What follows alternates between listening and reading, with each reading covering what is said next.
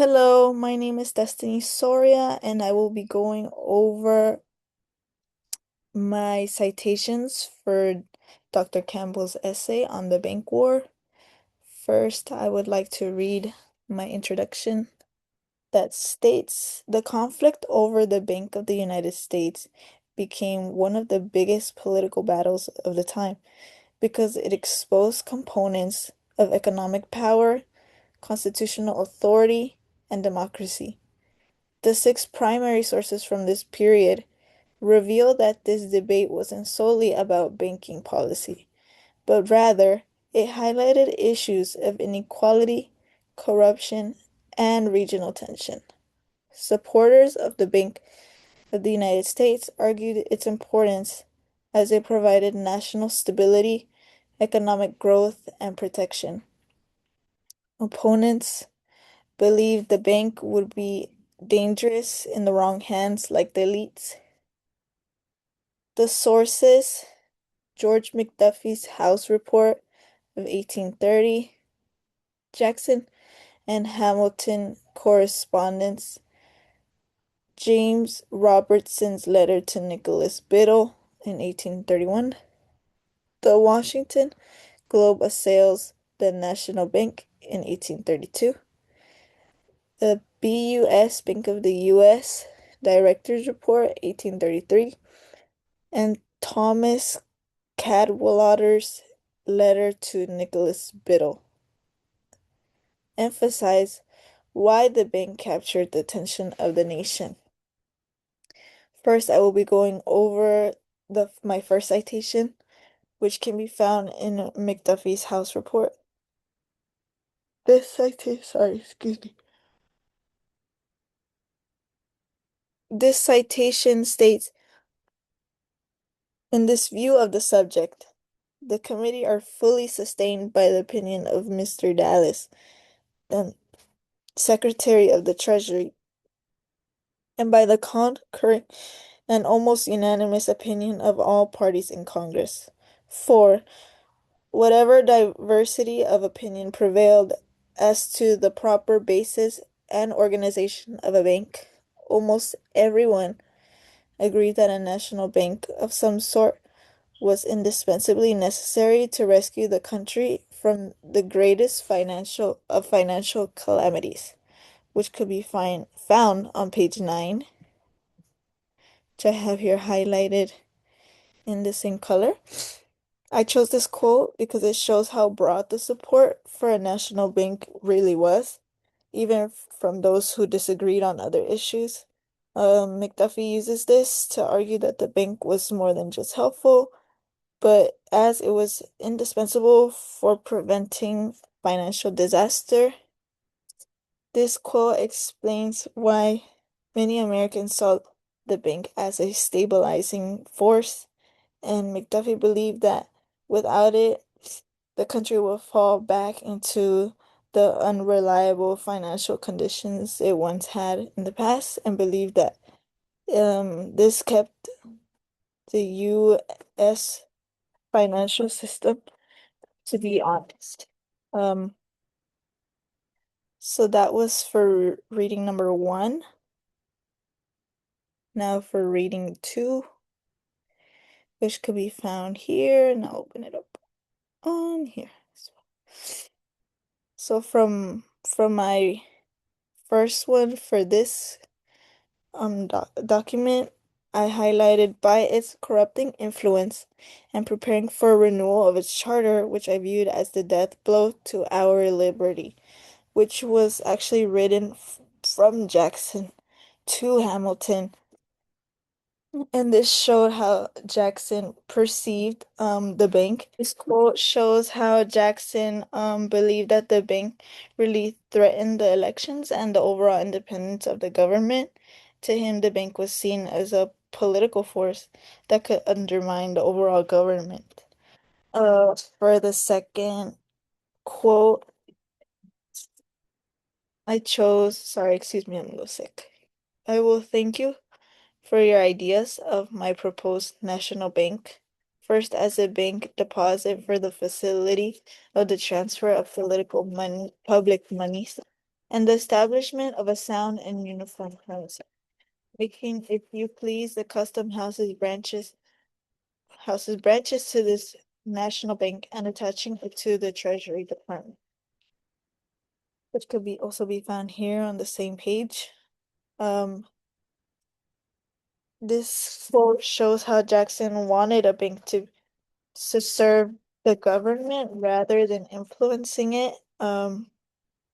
For my third and final citation from this passage, this one is found on page 5, which was written by Hamilton. He states that it would be highly indiscreet to entrust the funds and the credit of the government. Private persons could not be induced to entrust theirs for the purposes of loans or discounting to the management of individuals.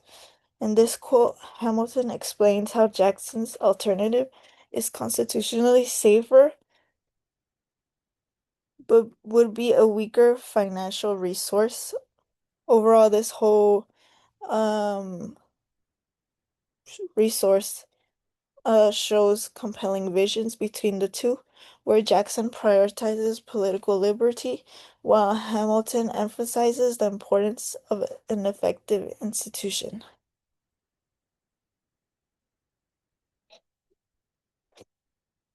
For third, the third, the third reading, I highlighted one quote, I believe. I'll try to zoom in.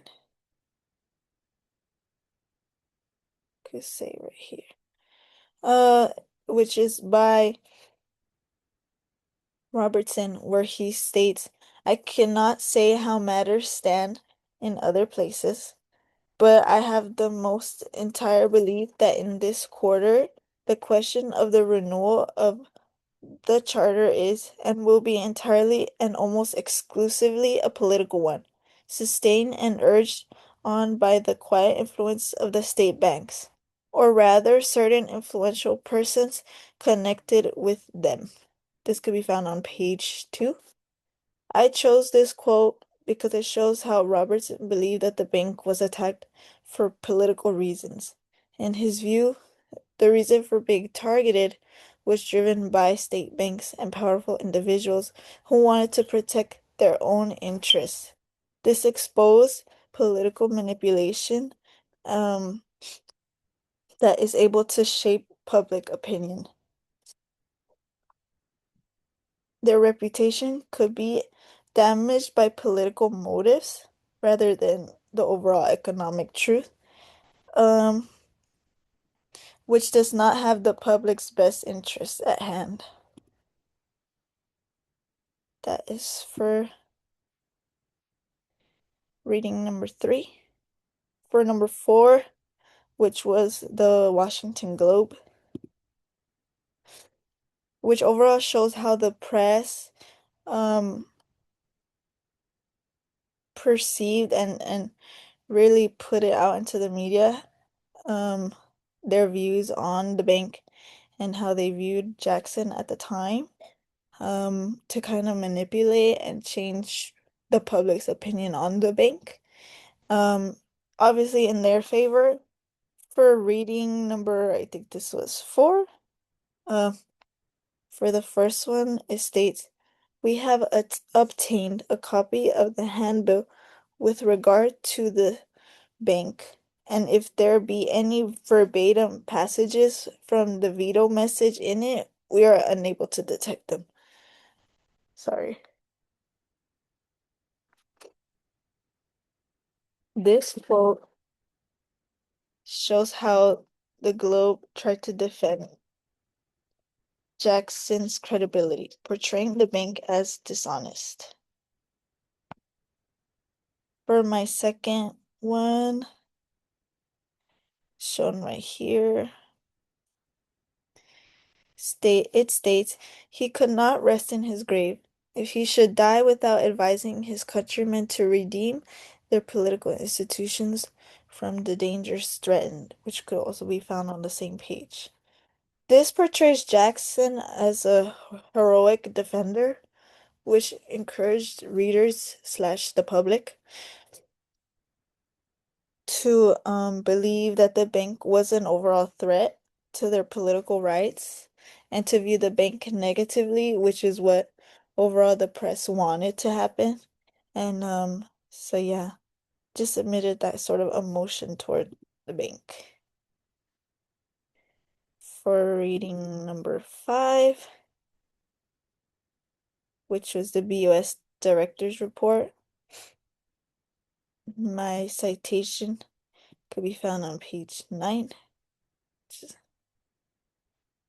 right here, part of one and part another. Um, the states such measures are within the reach of the Secretary of the Treasury. And then part of the other one was as his limited power may prove inadequate to this object. So this quote or part of two quotes in the reading aim to show how the directors describe Jackson's actions as a violation or crisis, and they believe that he manipulated the Treasury Department to get the outcome that he wanted. So it really wasn't his place to make those decisions, but he took over at the time, being president, even though it wasn't his role in the first place. Um, for my final reading, I have uh so for this one, I actually transcribed the whole reading into a separate document so that I could be able to move it to my essay, but I really wanted to highlight the original document, which could be found here. Um, for sorry, for my first quote, I chose the first sentence that he wrote, which states, "You must have perceived in our conversation respecting the loans to printers my surprise at their great amount." He recognized that these loans could look like the bank was trying to influence public opinion due to there being so many, and he hadn't known at the time until he really did look at all of that. For my second quote, which could be found down here, this I believe is page 4. Yes. This is my last quote.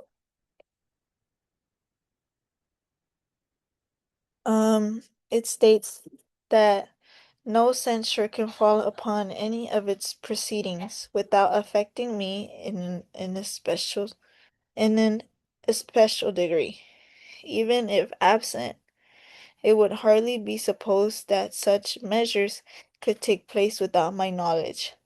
Subsequently, at least so as to enable me to prevent their repetition or further extension, as it certainly have been my strenuous endeavor. This is found on page 4. This quote shows how vulnerable he felt, even though he wasn't necessarily responsible for the loans.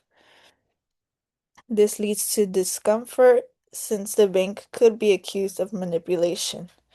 And this shows how the bank's actions were being watched and perceived by the press and had major consequences when it came to the media, as it could be taken the wrong way and shape the public's opinion rather than the public actually knowing and noticing the economic truth going on in the bank and its overall impact towards proper and stable financial growth. So yeah, those were my citations for this essay and my overall, I guess, overview of why I had chose them for yeah, my essay. And I hope it went well. Thank you.